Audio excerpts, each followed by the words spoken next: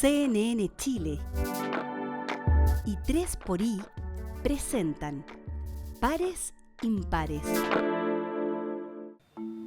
Como ustedes saben, en Pares Impares tenemos esta vocación y fuerte compromiso en no solamente conocer experiencias distintas que pueden a veces dar ideas sobre buenas posibilidades de encontrarnos, de generar mayor confianza dentro de la sociedad, sino también de modelar ese mundo del futuro en el que hay ciertos valores que hemos explorado juntos acá que pueden llegar a una expresión concreta y manifestarse en una mejor vida para las personas.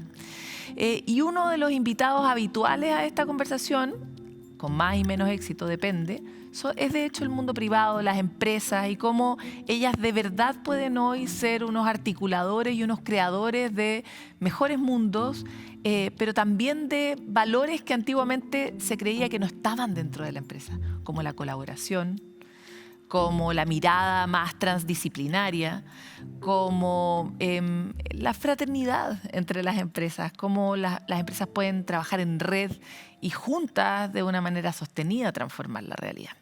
Y es por eso que decidimos invitar a dos especímenes que vienen de ese mundo. Uno de ellos es Josefa Monge, presidenta del Consejo Empresarial de Sistemas B Chile. Tiene varios otros sombreros, pero ustedes probablemente la conocen por sus otras obras. Y también Leonardo Maldonado, que también tiene un montón de otras funciones, pero hoy día lo voy a presentar como cofundador de Gulliver y cofundador de BOMA Chile. Ambos han estado hace mucho rato en esta visión de que la empresa puede y debe transformar la sociedad. Corríjame cualquier cosa que haya dicho mal o que les haya generado algún comentario. Y parto contigo, Josefa. Gracias, Paloma. Muchas gracias por la invitación. Un honor compartir además con Leonardo. No, lo que tú has dicho es completamente así y tiene que ver, te diría yo, con un tema de trabajar como queremos vivir. Yo al menos lo veo de una manera tipo vocacional. Que mi trabajo sea un reflejo de la vida que quiero para mí, de la vida que quiero para mis hijos o de lo que quiero para mi país. En algún minuto nosotros estábamos como ciertamente disociados cuando íbamos a trabajar, nos disfrazábamos para ir a trabajar, nos poníamos otra ropa para ir a trabajar y como que... Un tono. O un tono distinto, y acá yo produzco, acá es donde yo voy a producir, y acá en mi casa yo soy de así, de esta manera. Y se produjo como una especie de, como que se cayeron las cortinas y nos empezamos a vestir igual, para qué decir, con el teletrabajo, con trabajar desde la casa, la pandemia y todo, como que se nos juntó el mundo laboral y el mundo personal, digamos, la vida privada. Y eso yo creo que ha producido un fenómeno que a mí me gusta mucho de las nuevas generaciones, de que quieres trabajar en un lugar que de alguna manera te represente. En un lugar donde tú sientas que realmente estás desplegando tu vocación, que contribuye al mundo que tú quieres vivir, que contribuya con la naturaleza, que contribuya con, qué sé yo, con las comunidades. En el fondo, que tú al trabajar también estés construyendo el país que sueñas. Eso es para mí un poco trabajar en una empresa B. ¿Y tú? Me encantó eso que dijiste de inventar futuro. Yo muy chico me topé con esa manera de mirar el mundo, desde el mundo Maturana, etcétera, de que no estamos aquí para administrar el futuro, no estamos aquí para administrar la vida, estamos aquí para inventar la vida. Y yo tiendo a pensar que hay muchas maneras distintas de inventar la vida. La política es claramente una, el arte es claramente otra, pero la empresa tiene la capacidad de moverse a la velocidad que hoy día necesitamos. Me encantaría que el Estado se pudiera mover más rápido, pero si miramos el Sename, llevamos 30 años hablando de que lo malo que está, de hecho le hemos cambiado el nombre varias veces y seguimos más o menos donde mismo. Entonces, mi sensación es que a la hora de diseñar el mundo donde queremos vivir, la empresa tiene mucho que decir y lo hace en la práctica. La pregunta es, ¿diseñamos el futuro que queremos o diseñamos un futuro que es bueno para algunos y no bueno para otros? Es muy interesante lo que planteas por dos razones. Primero, los ojos globales están bien puestos en la empresa. No, o sea, muy rápidamente me salto a la conversación sobre cambio climático, por ejemplo, y hace ya diría con mucha fuerza en los últimos 4 años, el foco en hacer que la empresa se meta en la conversación de transformar nuestro sistema de emisiones es prioritario por el tema que tú señalas, que es la velocidad, la capacidad de gestión, justamente lo que se celebra de la empresa históricamente, que ahora podría estar en función de cambiar el mundo, ¿no? O de construirlo, como planteas tú. Y eso, si uno lo lleva a cualquier ámbito, parece que también es cierto. Lo que pasa es que no se ha entrado con la misma velocidad a transformar el mundo social, como por ejemplo la que se ha entrado en empezar a asumir prácticas más verdes, etcétera. Y eso me parece interesante. ¿Sienten ustedes? Porque ustedes son los convencidos. Entonces, ustedes vienen como pasados por el bautizo de este paradigma hace muchos años atrás. Pero ustedes también fueron vistos como locos, como hippies, probablemente en algún momento, hace no tanto, 8 años atrás, 10 años atrás. Tal vez hoy día también. ¿Cómo han visto hoy día que está esto penetrando o no en el mundo de la empresa chilena? Sí, yo creo que nos vieron medios locos y con cierto recelo y quizás desde dos mundos. Un mundo muy estatista y que no quiere que la empresa entre bajo ningún punto de vista en lo que ellos consideran que deberá ser público o más bien estatal. Como era el tema, no sé, pues, por ejemplo, algo como, qué sé yo, el cuidado de la niñez, de la infancia o la intervención de territorios, etcétera. Y por otro lado, por un mundo como empresarial más duro, que cree que la empresa no debe regirse por otro paradigma que no sea la rentabilidad para sus socios y accionistas. Entonces, te diría que de ambos mundos éramos vistos con recelo. La empresa B o las empresas con un sentido social son una especie de híbrido entre los dos mundos. Y como muy bien decía Leo, realmente esta capacidad de la empresa para movilizar talento, para movilizar recursos e innovación, por lo menos a mí lo que me lleva a pensar es cómo nos vamos a poner toda esa capacidad a servicio de lo que más nos duele como mundo o como país. Obviamente que hay que buscar los cómo, obviamente que tiene que ser dentro de una institucionalidad. No, pero además te tiene que doler. Es que no es por nada, pero hay cuestiones a la base de lo que tú estás describiendo que no necesariamente están dadas o estuvieron dadas en el Chile que formamos, ¿no? Un Chile que efectivamente estaba muy enfocado en desarrollarse, en crecer, en generar rentabilidad, pero estamos viendo hoy, por ejemplo, en el contexto global, la pandemia de salud mental que hay.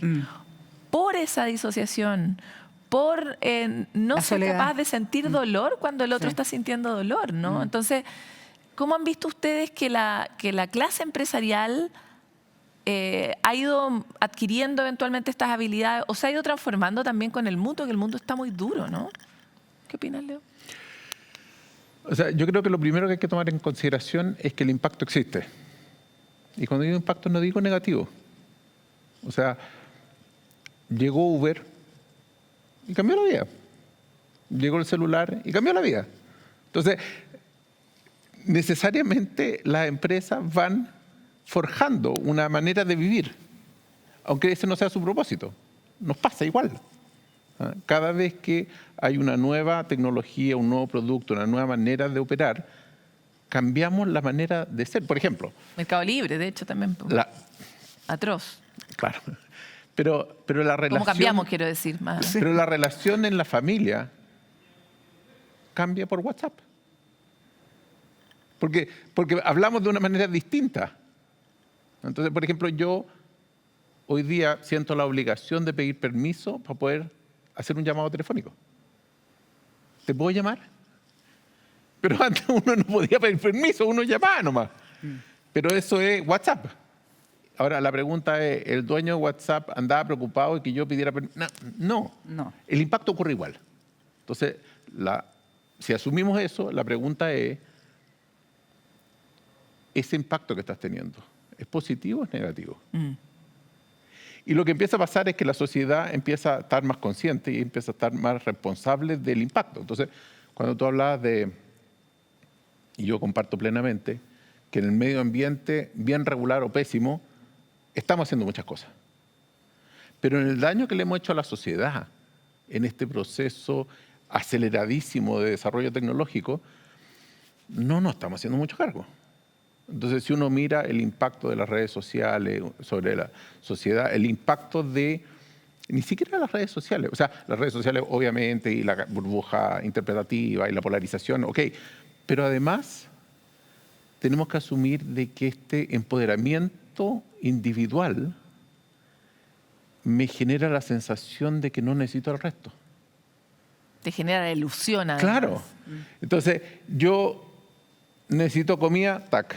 Necesito cualquier cosa, Mercado Libre. Necesito un auto. Y entonces, yo todopoderoso. Hasta que se cae internet o se corta la luz.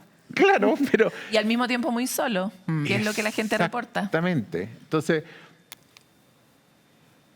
yo estoy obsesionado últimamente con esta destrucción de la manera en que convivimos.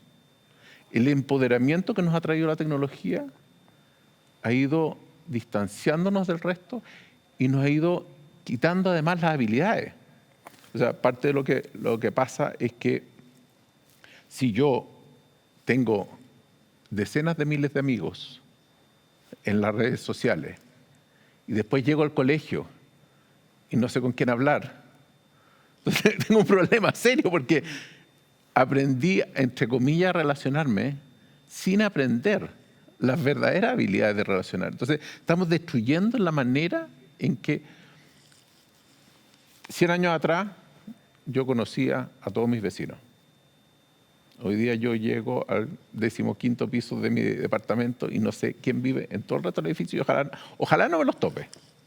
Claro, pero algo muy lindo, no puedo estar más de acuerdo con todo, pero algo muy lindo que le escuché, no me acuerdo quién me va a perdonar si lo estoy citando, ustedes después me lo escriben, es que la empresa es un lugar primero donde estás obligado a ver a harta gente. De partida tu jefe, probablemente a tu equipo, si es que tienes la suerte de tener un equipo. Y si tienes la suerte de no trabajar 100% híbrido, o sea, 100% desde tu casa, remoto. Obligado a ver a la gente, por un lado. Pero también en la empresa ocurren cosas como que se deshacen ciertas cosas que no nos dimos cuenta que hicimos, como por ejemplo el nivel de segregación que tenemos en Chile. Total. Y tú resulta de repente tienes en la misma empresa gente que en serio viene de distintos barrios, de todo. Eso no pasa en otras burbujas que ya tenemos los chilenos, que somos una sociedad bastante ordenada por clases. Y por colegios y por todas esas cosas que no, lo contamos como chiste, pero porque es dramático, ¿no? Y entonces hay como una oportunidad desde la empresa de hackear el sistema de las cosas que no nos gustan tanto, de provocar encuentros reales, de transformar el entorno territorial y no simplemente estar puertas adentro. Entonces, hablemos, porque no es por nada, pero ni uno de los dos me contestó la pregunta anterior, que es, ¿creen o no creen que ha cambiado la empresa por dentro desde esta capacidad de sensibilizarse con el entorno? Es que yo creo que de todas maneras sí. Lo que tú dices es verdad, la empresa, tenemos muchos espacios segregados hoy día en Chile. Los hospitales, los colegios, los barrios, etcétera. Pero la empresa, nos guste o no nos guste, porque es un dato, ha como de alguna manera sustituido a otras sociedades que antes, o sociedades intermedias, quiero decir, grupos que nos unían. Y es realmente el lugar más diverso. Y además la empresa, por sus características, toca la vida de miles de millones de personas. Ya sea porque soy su vecina, no solamente porque trabajo, obviamente a los trabajadores, pero también puedo ser vecina de una empresa, soy usuaria de un servicio o compradora de un producto de la empresa, quizá a lo mejor ya, imagínate, soy una ermitaña, no quiero tener nada que ver con mi empresa, pero siempre te vas a topar con una empresa y la empresa, nos guste o no también, no se ha inventado otra manera de generar riqueza, de producir de manera productos y servicios para satisfacer nuestras necesidades. Entonces, la empresa existe, la empresa toca la vida de millones de personas y eso la empresa lo ha ido tomando en consideración. A mi juicio, ¿por qué? Hay un cambio generacional importante. Esto que te decía, que queremos trabajar de la misma manera como vivimos, está el tema de que la empresa está con problemas para atraer talento. Y se están dando cuenta crecientemente, habla con cualquier headhunter y él te va a decir que tiene mucho problema de atracción y retención de talento. Y además tú tenés índices globales de tendencia a desarrollar mucho más trabajo informal. Totalmente. Globales, no solo en Chile. Entonces, ¿cómo yo atraigo a ese talento? Bueno, les tengo que entregar algo más.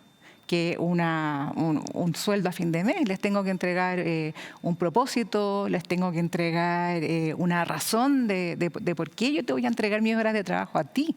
La gente que tú entrevistas, cuando tú entrevistas gente joven, te dice, bueno, ¿y cuál es el impacto de esta empresa? Te hace preguntas totalmente distintas. Entonces, la atracción de talento... Al final la entrevista es para ti. Claro. Además te entrevistan de vuelta. Entonces, la atracción de talento, de todas maneras. ¿Cómo cambió después el consumidor? El consumidor antes era un pobre ser en la oficina de CERNAC en el centro tratando de levantar una bandera cuando... Yo recuerdo todas las causas que llevé a CERNAC y que quedaron sin respuesta. Totalmente. Ibas ahí tú sola con tu banderita. Hoy tenés un consumidor que le interesa, no le es indiferente de qué manera se producen los bienes y servicios que consume, que te lee la etiqueta, que quiere saber... todo sobre la empresa. Que te castiga cuando tú participas, incluso con tus plata, de cosas más grandes internacionalmente. O sea, y que te puede castigar o premiar además como empresa y que además tiene el poder del hashtag. O sea, tú haces un hashtag, yo veo de repente en LinkedIn que alguien alega contra, qué sé yo, una línea aérea, una cancelación de un vuelo y te responde el gerente general. O sea, como que ese poder tú antes no lo tenías. Entonces, la empresa entendió eso. Ya, tienes el talento, tienes los clientes. Y ahora tú tienes además temas financieros.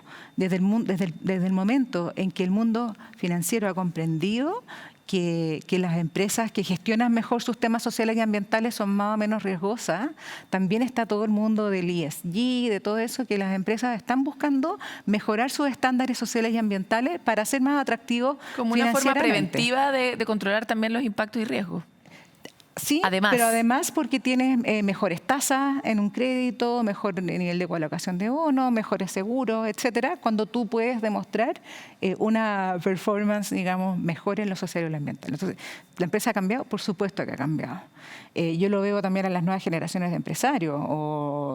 Tú ves personas que desde el día uno quieren construir una empresa que no solamente sea muy exitosa, si esto no es una demonización del éxito ni de la rentabilidad, quieren que sea exitosa, pero que además sea bacán, que te dé resuelva un orgullo. problema, no que traiga nuevos problemas. ¿Ah?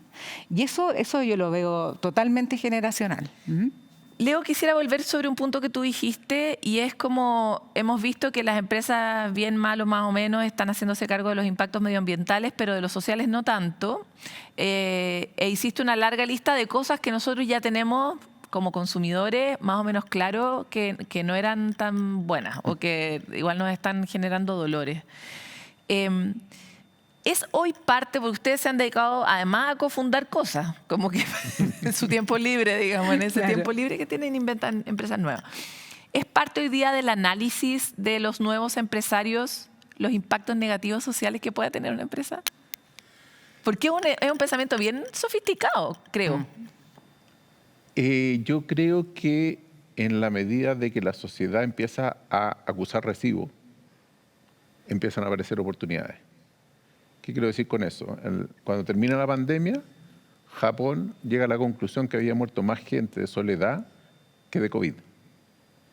Y inventa el Ministerio de la Soledad, ministerio que los británicos ya tenían antes.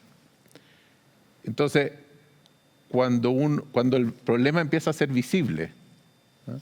Yo creo que parte del problema es que nosotros, los occidentales al menos, nos entendemos como individuos, que nos movemos en un mundo de objetos, y los otros seres humanos son otros objetos. Y se nos pierde el hecho de que somos interdependientes todo el rato. Pero en la medida que esa interdependencia empieza a aparecer como tema, empieza a aparecer el dolor, como por ejemplo con las redes sociales. Jonathan Haidt escribió este libro famoso que está en todas partes de La generación ansiosa, y de repente los colegios empiezan a quitar los celulares a los cabros. Y entonces de repente empieza a haber un llamado desde la sociedad a decir, este es el problema, hay que hacerse cargo. Y en ese momento aparecen empresas que tratan de reemplazar a Twitter para no meternos en esa burbuja violenta. Empiezan a haber oportunidades de cómo reconstruir. Por ejemplo, hay un negocio muy loco que me apareció últimamente en Instagram de júntese a cenar con desconocidos. O sea, me parece tan exótico como modelo de negocio, pero se hace cargo de que efectivamente hay un 25% de los jóvenes en Chile que dicen que no tienen amigos. Y que no saben cómo conocer gente. Exactamente. Y la cosa esta de las apps de parejas son tan transaccionales que al final la otra persona es otro objeto más. Y esto es una cosa bien distinta. No nos vamos a juntar a emparejarnos, vamos a juntarnos a conocernos, Digo, aparecen los modelos de negocio en la medida de que la sociedad adquiere más sensibilidad al daño que nos hemos hecho. Pero efectivamente estoy de acuerdo contigo, todavía seguimos muy entusiasmados con el empoderamiento del individuo y no nos damos cuenta. A mí la frase maturana que me ilumina sobre esto dice: Homo sapiens sapiens es la especie. Ser humano no es una especie, es un estilo de vida. Y ese estilo de vida es en comunidad, en el lenguaje. Entonces, eso es lo que hemos estado destruyendo sistemáticamente. Y ahora que uno puede tener novia de inteligencia artificial que encuentra chistoso todos tus chistes, el proceso se está acelerando. En Occidente son los jóvenes de 18 años que tienen novia de inteligencia artificial, pero en China son las mujeres de 30 años las que por millones prefieren emparejarse con la inteligencia artificial, no sé lo que significa esa frase que acabo de decir, a un ser humano porque, claro, es más cómodo. Por ahora tenemos los tres la suerte de ni uno tiene un pololo de inteligencia artificial. No. No todavía ya. Tenemos la suerte de poder decir eso hasta ahora, pero efectivamente es bueno el punto que haces porque de todas las aplicaciones de inteligencia artificial del mundo, por lejos el mayor uso de las aplicaciones es social. Sí, O sea, son apps o de tener una inteligencia artificial polola, compañero, asistente, o que te conecta, te conversa de vuelta como ChatGPT y te hace sentir como... O sea, el uso que le estamos dando... Y terapia. Terapia están surgiendo, entonces es bien claro que ahí hay un dolor brutal de la humanidad, ¿no? Y un dolor brutal, yo diría, voy a volver a Chile y les voy a preguntar por el estallido. El estallido envejeció bien mal, pero hubo un momento en que a todos nos trajo algo, ¿no? O sea, es imposible que no. Cambió el entorno de un día para otro, fue radical, pero a todos nos trajo muchas reflexiones internas profundas. Y hay algo respecto de cómo habíamos orientado como los incentivos en Chile que parecía que se nos había perdido un poco el conejo, ¿no? Trajo hartos efectos el estallido también, dentro de las empresas, en la manera en que se comunicaban con las personas, ciertas políticas en torno a las desigualdades dentro de la empresa, varias cosas que quedaron y que quedaron como en el nuevo estado, ¿no? Y entonces me encantaría juntar esto que les estoy planteando con lo que les venía planteando antes, de cuánto hemos cambiado a empezar a sentir más desde la empresa, dentro de la empresa, quienes dirigen las empresas. Sobre todo cuando miramos también otros datos. Hubo un momento en que me acuerdo un especialista en narcisismo decía que Chile tenía particularmente una capacidad de producir jefes de empresas narcisistas. Como gente que le costaba mucho además conectar con el otro, que es una de las características principales de él. Entonces, ¿cómo ven hoy día eso? La sensibilidad de los líderes de las empresas, la capacidad de ver al otro, de mirar el mundo y de querer efectivamente meterse también por razones emocionales, no solo porque los incentivos han cambiado, porque los bonos están mejor orientados, porque las empresas tienen menos conflicto, también por razones personales y de ser humano. ¿Cómo ven esa dimensión dentro de la empresa hoy? ¿Creen que ha cambiado o no? Bueno, tú dices si la empresa siente, no, la empresa no siente. Los que sienten son las personas que forman parte de la empresa. Entonces, yo me acuerdo hace muchos años, me tocó hacer una presentación sobre si la empresa podía ser empática. Es que, porque todos decían, no, que la empresa sea empática. Es que si la persona del call center no es empática, la empresa queda como no empática. Obvio. Si la postventa del producto es horrible, nunca vas a tener una empresa empática por más lacrimógeno que tú hagas el comercial en la televisión y como que te deje llorando. Comercial que ya nadie ve, Además, comercial que ya nadie ve. Entonces, como que, ojo que acá también necesitamos, para tener una empresa empática, personas empáticas. Yo lo que sí tengo claro y que cambió como bien fuerte, puede haber sido en parte por los sucesos de octubre o también en la pandemia, es que la empresa de alguna manera amplió su campo de acción. Eso yo creo que es indesmentible. Y eso es muy interesante porque el tema de la empatía también tiene que ver como dónde están los límites de lo que yo considero que es mi comunidad. No, espérate, y fue estallido y después pandemia. Y pandemia, o sea, fue como a la par. Entonces tú dices, si lo que mi ámbito de cuidado o lo que yo considero mi comunidad son las 4 paredes de mi empresa, o en realidad me tengo que hacer cargo un poquito más, tengo que ir hacia el barrio, tengo que ir hacia mi comuna, tengo que ir hacia mi pueblo, mi ciudad, mi país, oye, ¿por qué no el mundo? Entonces como que se te puso como un... como una especie de ampliación de tu ámbito de cuidado, que yo lo considero muy positivo. Obviamente no voy a cargar con todo el mundo sobre mi hombro, pero hasta donde yo puedo mejorar mi mundo, eso yo sí veo a la empresa en un cambio como radical de lo que considera su esfera de cuidado. Un dato, ponte tú, con el tema de la pandemia, muchas empresas implementaron estos servicios como de transporte que iban a buscar y a dejar a los trabajadores esenciales a sus lugares donde vivían y los llevaban de vuelta al trabajo y viceversa, para que no se contagiaran en el transporte público. Y eso hizo que muchos empresarios, por primera vez, o también a través del Zoom, vieran dónde vivían sus trabajadores. ¿Era su deber? ¿Está en el Código del Trabajo? No está en el Código del Trabajo. Pero yo vi que mi trabajador vivía en una mediagua. Y eso no me puedo, o sea, y no tenía por qué haberlo sabido si no hubiera sido por la pandemia. La pandemia me abrió una ventana a cómo vivían mis trabajadores. Y eso yo lo encuentro como muy valioso. O sea, hubo programas de mejoramiento de vivienda, temas de ayuda a, qué sé yo, a los niños escolares que tenían. ¿Está en el Código del Trabajo, insisto? No, no está en el Código del Trabajo. Pero cuando yo veo, yo puedo sentir. Yo siempre he dicho, yo siento que en el mundo hay mucho más ceguera que maldad. Y creo que cuando no tenemos la posibilidad de ver, y por eso cuidado con encerrarte en el piso 54 de tu rascacielos. Tú tienes que tener empresas con los pies bien puestos en la tierra. Y no por buenismo, no por... Porque si no te pierdes demasiada información. Es que te estás perdiendo de mucho. Te estás perdiendo de mucho. No te pierdas la posibilidad de tener a tu empresa y a tus trabajadores y a tus ejecutivos con los pies bien puestos en la tierra. Es bien interesante lo que planteas y se conecta igual con esta idea que has venido diciendo de distintas maneras, Leo, sobre la interdependencia. Tanto la pandemia como todo lo que ha venido después nos volvió una claridad que era bien obvia, pero la teníamos bien en el cajón, que era ¿cuánto dependemos uno de otros? ¿Qué pasa si falla un eslabón, el otro o algo? ¿Podemos salir juntos solos de los problemas o necesitamos salir juntos?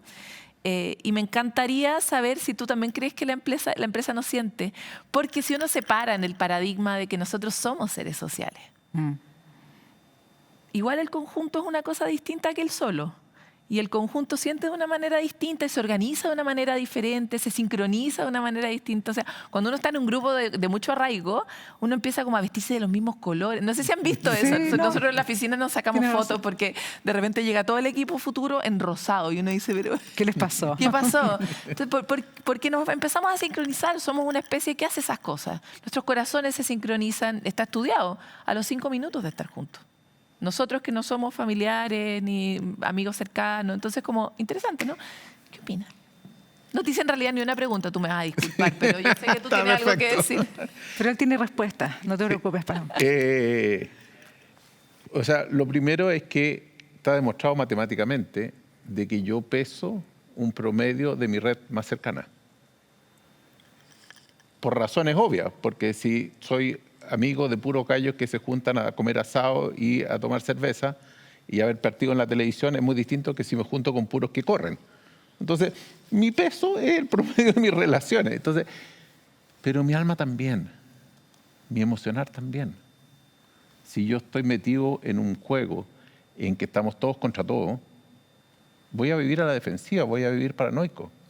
Si yo vivo en un ambiente en que todos nos cuidamos, voy a vivir de una manera muy distinta. Entonces, parte de las preguntas que yo me hago siempre es ¿en qué sopa me quiero meter? Porque ese es el sabor que voy a terminar teniendo, voluntariamente o involuntariamente. El clima hace toda la diferencia. Ahora, la gente efectivamente tenemos hoy día gente que tiene más capacidad de decir dónde quiero trabajar. Es una pregunta hoy día. Y yo creo que hay una dimensión que no hemos tomado suficientemente en serio, y es que la conversación de equidad de género ha sido una revolución a nivel planetario. Ha sido un camino largo, complejo, pero el día que nació mi mamá, las mujeres no tenían derecho a voto. Cuando yo nací, mi madre, si quería usar su dinero de su cuenta corriente, necesitaba la firma de mi papá. Y era su cuenta corriente, no era de los dos. Tenía que traer un apoderado, porque era mujer. Ese es el mundo del cual venimos. Y en ese mundo anterior, el liderazgo era de los hombres. No existía espacio. Y el liderazgo de los hombres se parecía a la paternidad de los hombres, que era infinitamente autoritaria. Y el rol de padre hoy día es muy distinto. Yo tendría a pensar de que estamos en un proceso de cambio y los roles tan complejos y cómo se hace cargo uno de compartir la crianza sigue siendo una tensión, y creo que en unos cuantas décadas más vamos a estar mucho más cómodos todo el mundo con los roles.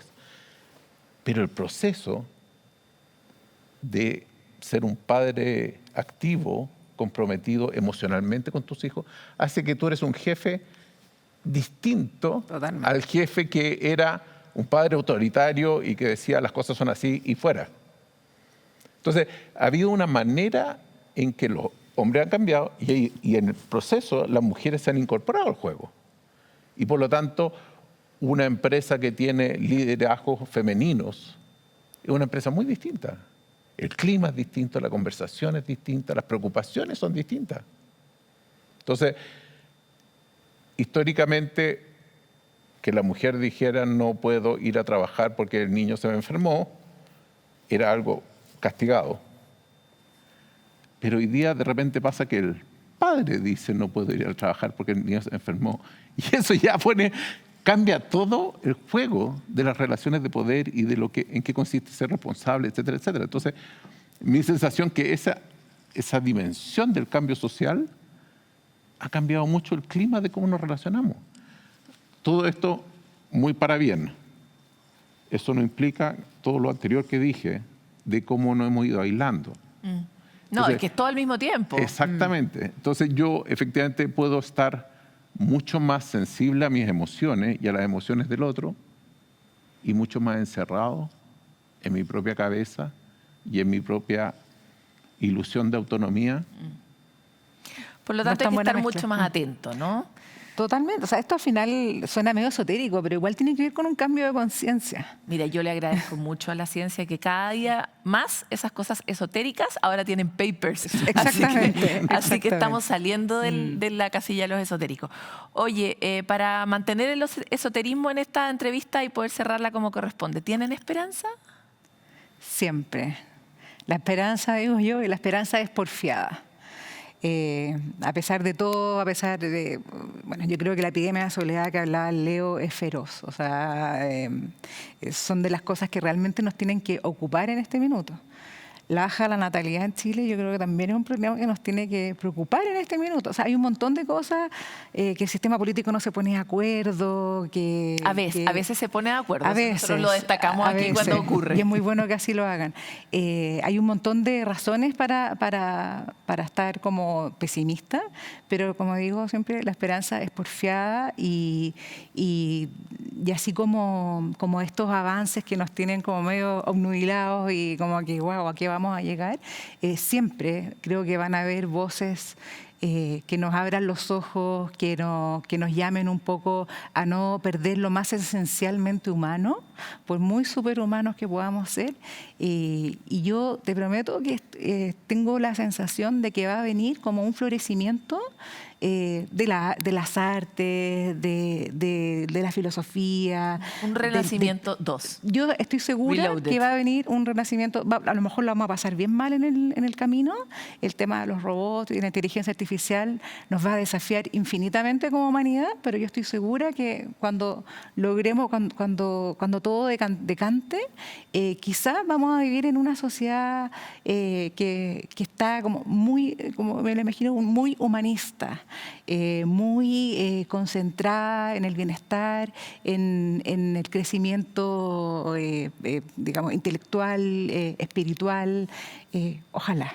Así lo veo yo después de, por supuesto, pasar por muchas películas de ficción, distopías que quizás van a ocurrir. Fin de mundo, todas las estamos viendo, pero sí, pero al mismo tiempo. Pero yo creo que en minuto el llamado del humano va a prevalecer. ¿Y tú, Leo? Absolutamente. Yo tiendo a pensar de que el alma humana es infinitamente compasiva. Nacemos ahí. De hecho, cuando uno ve a alguien infinitamente mezquino y lleno de rabia, la pregunta que naturalmente nos nace a todos es ¿qué le habrá pasado en su vida? Entonces, ese no es el estado natural. Tiendo a pensar de que nos metemos en los líos que nos metemos porque la gente inescrupulosa es más fácil que adquiera el poder que la gente que tiene más escrúpulos. Y por lo tanto tenemos tendencia a tener líderes que no representan la mayoría de la humanidad, sino que representan lo peor de la humanidad, en todos los dominios. Pero sistemáticamente hemos ido democratizando. No, y a veces igual le achuntamos al líder. También es escaso, igual que los políticos Igual que que se ponen cuando de se ponen de acuerdo, acuerdo, los políticos que construyen futuro. Claro, pero efectivamente, si uno mira el arco de la historia de la humanidad, hemos ido siempre hacia más democracia. La esclavitud. Nos demoramos miles y miles de años en eliminarla. Por lo menos como algo legal, por lo menos como algo moral. Y por lo menos de este lado del mundo. Pero fue moral, fue normal durante la mayor parte de la historia de la humanidad. Entonces yo tengo tendencia a pensar de que cada vez somos más cuidadosos y cada vez somos más democráticos. Que en el proceso podemos hacer volar esta cosa, yo estoy seguro que sí. Igual como nos pasó con la bomba atómica. En el proceso podíamos eliminarnos. Y efectivamente el cambio climático, la inteligencia artificial, etcétera, podría borrarnos antes que llegáramos a algo mejor. Pero mi sensación es que históricamente vamos construyendo sociedades que son más cuidadosas, más respetuosas de los derechos de todos, siempre que asumamos que estamos haciéndole daño a la convivencia y que eso también pase a ser parte de lo que tenemos que corregir y cuidar. Porque si no vamos a ser todos súper cuidadosos y todos aislados dentro de nuestro metro cúbico. Bueno, que sus futuros sean los que esperamos todos, la verdad, porque para eso estamos haciendo nada más este programa. Así que muchas gracias por estar hoy en esta conversación. Muchas gracias a ti, Paloma, por la invitación. Muchas gracias. Estamos en tiempos turbulentos. Nos movemos a un paso lento para el nivel de desafíos que estamos teniendo, para la cantidad de preguntas que tenemos que contestar y transformaciones que tenemos que aprender. Y sin embargo, igual tenemos esperanza, por eso seguimos haciendo, por ejemplo, Pares Impares. La invitación para todos ustedes es a que sean parte de ese circuito, que si algo les resuena, que lo compartan, porque aparte hoy día sí que estamos a un clic de ser generosos con algo que aprendimos, ¿no? Y podamos acelerar un poco ese mundo que queremos que ocurra, pero que no ocurre solo. Ocurre con muchas personas que comparten, con muchas personas que están disponibles a transformarlo, ¿no? Tenemos que lograr esa pequeña masa crítica, pero que resuene lo suficiente, porque a veces todavía nos sentimos que somos pocos, ¿no?, los que queremos buscar ese mundo. Bueno, les dejamos ahí un montón de ideas de todos estos invitados y todos los otros que han venido, que están disponibles en nuestro canal de YouTube para que vayamos haciendo de esto un murmullo que nos rodea. Y me parece muy interesante la idea de ocuparnos de que las almas que nos están rodeando en nuestro trabajo, en el camino a la casa, en el barrio, en la familia, están relacionadas con nosotros y terminan representando mi peso específico en el mundo. Y también lo que yo le hago a esas almas, ¿no? El impacto de uno en el mundo. Pucha, que uno anda midiendo su huella de carbono. Hoy día con mi toxicidad diaria, ¿empeoré todo o mejoré todo? Es una buena idea para tener a mano y que seguramente va a ser parte de lo que necesitamos para mover el mundo. Nos vemos pronto en Pares Impares. Nos encanta estar conectados con ustedes. Cualquier comentario siempre usando el hashtag ideal para que nos enteremos, y nos vemos pronto en el próximo capítulo.